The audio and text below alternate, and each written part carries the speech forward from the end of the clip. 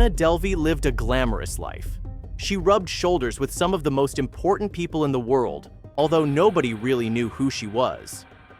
Many assumed, as she had told them, that she was a millionaire German heiress who went from city to city, spending money freely as she pleased. She cheated everyone and lived like a queen while doing it. Read on to discover the amazing life of Anna Delvey, the woman of the millionaire world who didn't have a penny to her name. But before we start, smash the like button, subscribe, and don't forget the notification bell so you never miss any of our upcoming stories. Anna Delvey was a woman who everyone in the New York socialite scene used to know. If one were to ask where she came from, it's unlikely that anyone would get the same answer twice. She appeared in the Soho socialite scene and cunningly placed herself in all the places people wanted to be. Just from looking at Anna, you could tell that she came from money. That was also reflected in the way she acted. She acted like she could do whatever she wanted, whenever she wanted.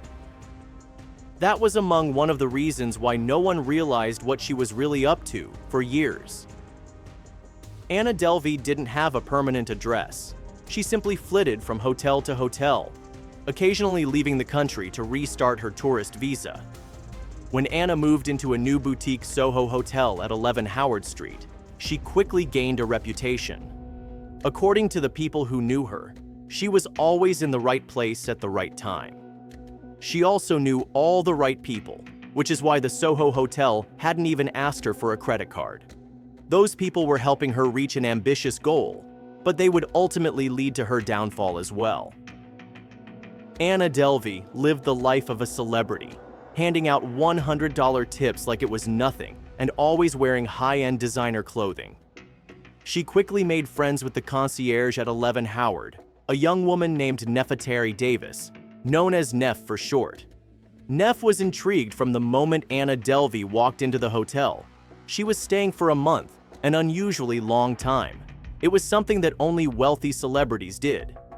Each time she came down to the concierge desk, there was a $100 bill waiting for Neff. To Neff Davis, Anna Delvey seemed to fit the perfect profile of a Soho socialite and someone that she should get as close to as possible. Neff was a budding cinematographer, and Anna's connections could only help further her career. Anna would come down to the desk to ask for recommendations on places to eat or places to go. But it quickly became apparent that Anna already knew the best places to go. She even knew the owners, bartenders, and waiters. So why was she getting so close to Neff? It quickly dawned on Neff that Anna Delvey wasn't a guest that needed her information, but rather wanted her time. She wanted a friend at the hotel, and that's exactly what she got. As Anna and Neff grew closer, so did the danger. You just sit there and listen, because that's your concierge life, Neff later recalled. The interactions weren't foreign to her, but it was the first time that she stayed friends with a guest outside of work hours. Pretty soon they were going out to restaurants and clubs together. Anna Delvey quickly gained a reputation as being one of the most generous guests at the 11 Howard Hotel by giving $100 tips. "People would fight to take her packages upstairs," said Neff. "Fight, because you knew you were getting $100. Anna Delvey knew that money spoke louder than words, and she was never short of her $100 bills. She paid for everything in cash and exclusively $100 bills. No one knew where her money came from, nor did they ask. "She gave to everyone," said Neff. "Uber drivers, $100 cash. Meals, listen, you know how you reach for your credit card? She wouldn't let me." Anna Delvey even got a personal trainer or life coach for the small price of $4,500. Just a small price to pay, at least for Anna. With all the money Anna threw around, it was obvious that she was very wealthy, and from her European accent, it was assumed that she was the daughter of a wealthy European family and going to inherit millions. Anna seemed like a princess who was just taking a vacation away from her castle. Apart from befriending Neff Davis, Anna Delvey took on the task of organizing and hosting large dinners at Le Coucou, a nearby expensive French restaurant, for herself and associates. The events were amazingly star-studded. In attendance were CEOs, artists, athletes, and even celebrities.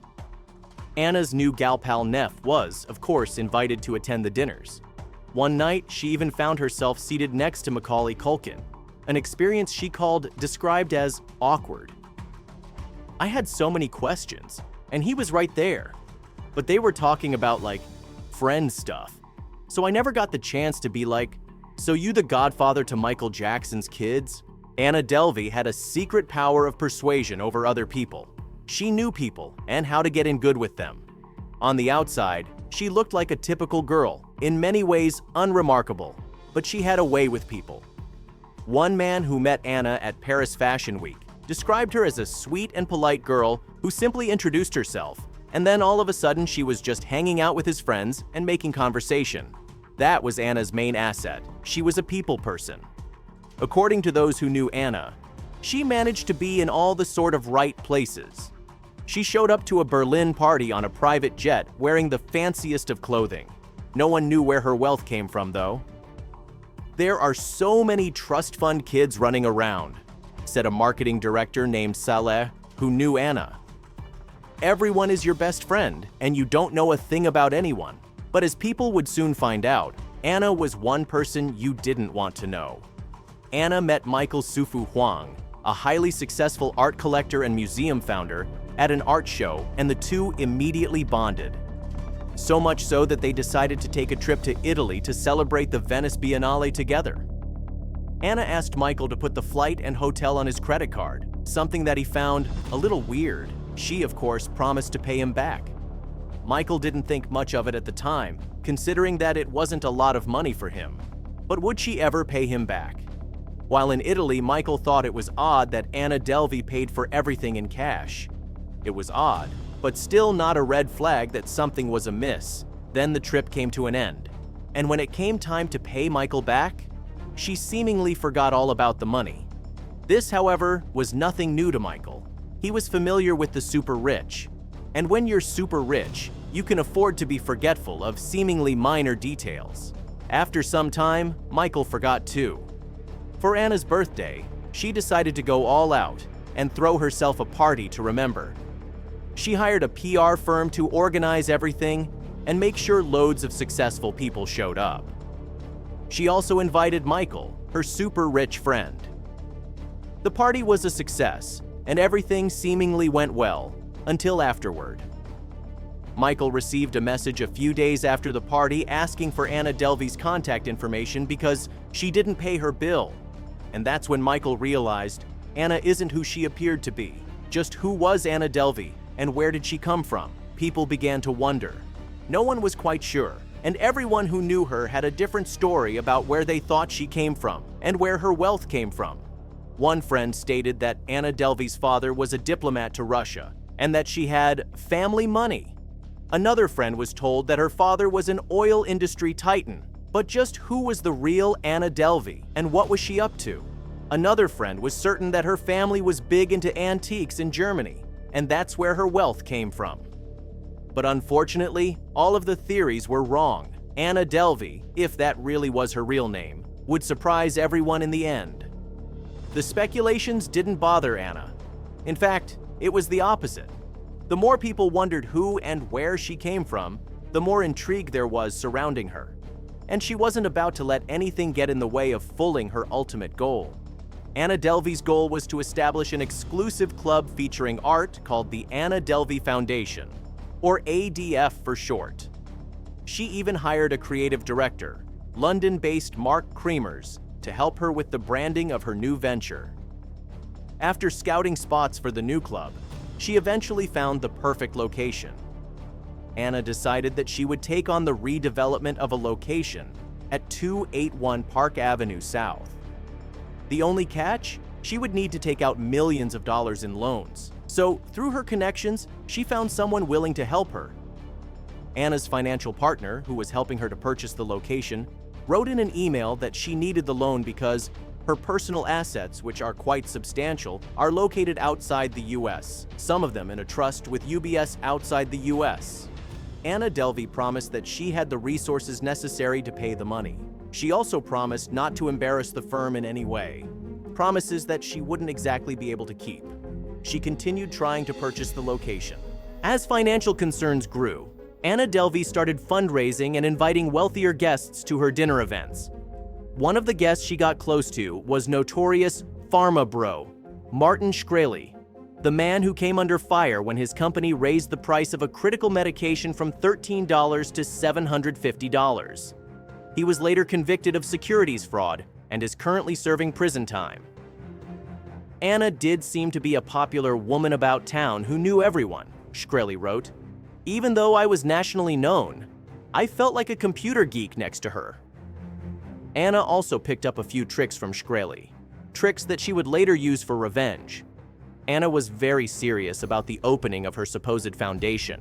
She was always on the phone with lawyers, said Neff, who would overhear conversations at the hotel.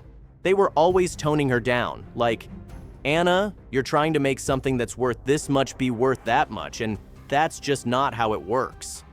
Then one night, Anna asked Neff out to dinner, and when it came time to pay the bill, it was clear that she was having cash issues. She even tried to pay with around 12 credit cards.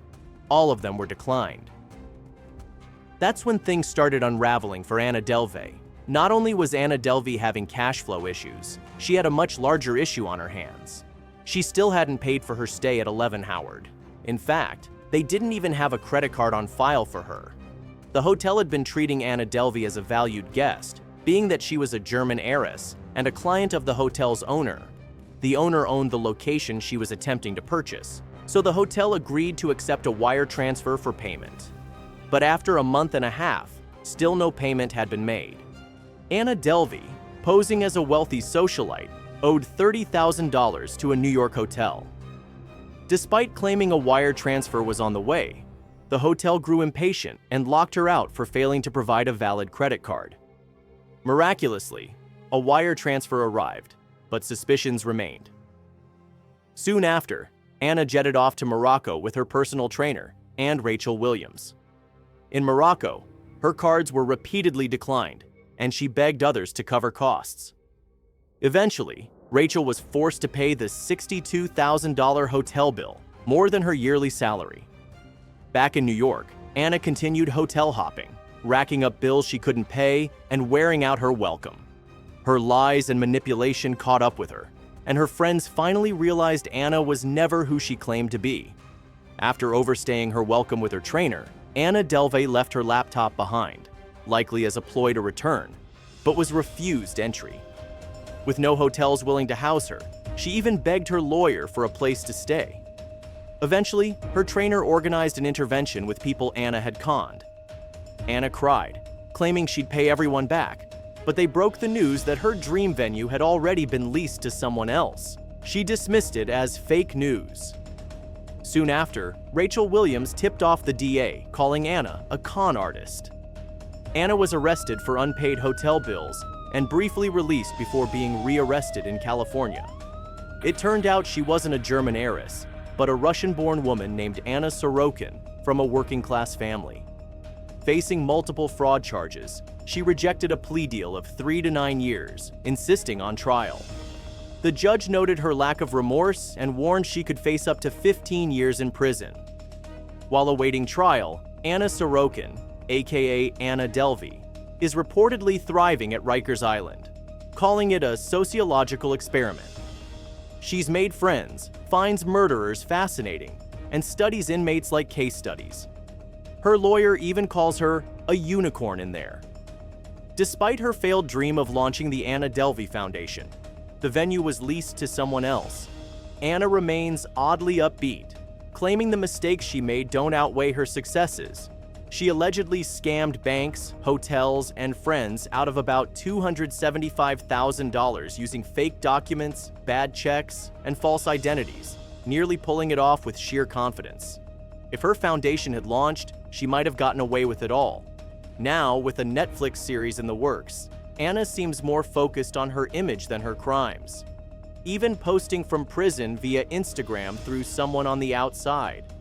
Yet another reminder to be careful who you trust. Thank you for watching. If you like this story, don't forget to hit the like button, subscription, and ring the notification bell so you never miss our upcoming stories.